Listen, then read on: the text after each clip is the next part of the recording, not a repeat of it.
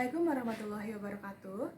Shalom, Om Swastiastu, Nama Budaya, Salam Kebajikan.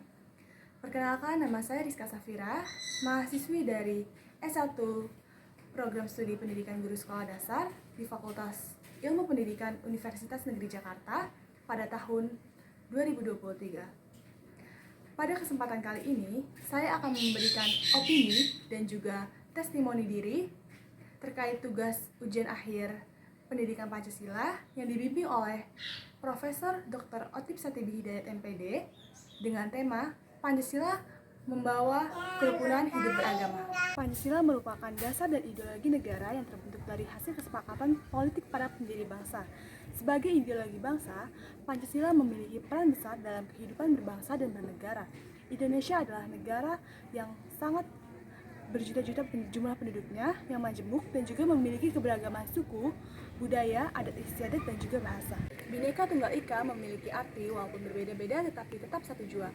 Pancasila menyatukan perbedaan suku, ras, etnis, agama, budaya, dan juga geografis dalam satu titik dan membangun kebinekaan pada masing-masing sila. Dengan Pancasila, keberagaman bukanlah perbedaan yang membatasi, melainkan sebagai hal yang melengkapi dalam persatuan, kesatuan, dan kemajuan bangsa Indonesia.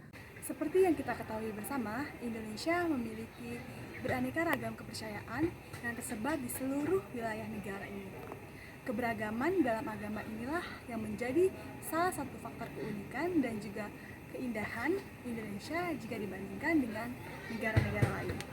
Indonesia merupakan negara yang tidak hanya menganut satu agama saja, akan tetapi menganut lebih dari satu agama. Hal ini menjelaskan bahwa setiap warga negara Indonesia harus memiliki kebebasan dalam beragama dengan cara tidak mengganggu agama dan kepercayaan yang tidak dianutnya.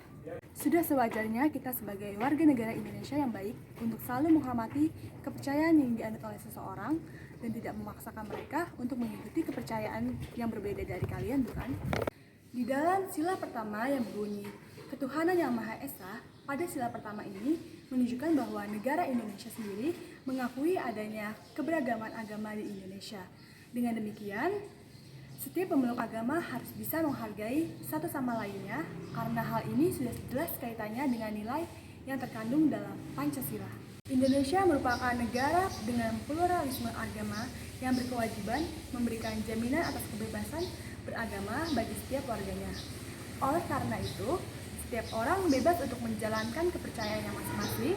Dengan demikian, Pancasila di sini hadir sebagai pemersatu dalam menjalankan pluralisme agama ini dan setiap orang harus bisa mendapatkan perlakuan yang sama. Membahas mengenai hak atas kebebasan beragama dan beribadah, kita kembali melihat dan mengkaji sila-sila Pancasila, terutama pada sila pertama, yang berarti bahwa setiap warga Indonesia harus bisa menghormati kepercayaan orang lain karena setiap manusia berhak memeluk agama dan kepercayaannya masing-masing selama tidak merugikan yang lain. Kebebasan beragama di sini bukan berarti adanya kebebasan yang sebebas-bebasnya. Akan tetapi tetap dengan disertai tanggung jawab untuk menghargai HAM setiap orang, setiap agama harus mendapatkan pengakuan dan juga jaminan yang sama. Walaupun kita menjadi negara yang berada di bawah pengaruh abad 21, globalisasi, dan tentunya ada masalah-masalah terkait pemilihan presiden di tahun 2024 ini. Nah, biasanya menjelang pelaksanaan pemilu di tahun 2024 bisa terjadi potensi peningkatan ketegangan politik yang bisa berpotensi memecah belah persatuan. Sebab politik merupakan suatu kekuatan yang bukan bertujuan untuk memecah belah bangsa, namun justru untuk mempersatukan bangsa.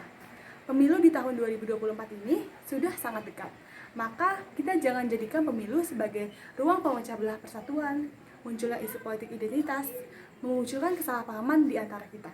Saya sebagai anak bangsa Indonesia akan tetap membutuhkan pendidikan Pancasila dalam berbangsa dan bernegara karena bangga tetap memiliki kerukunan hidup beragama.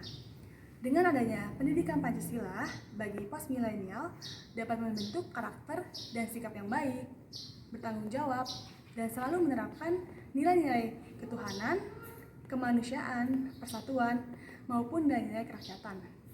Generasi postmilenial harus mampu menerapkan nilai-nilai Pancasila agar tidak menyimpang dan mampu mempunyai rasa tanggung jawab terhadap dirinya sendiri dan juga lingkungan di sekitarnya.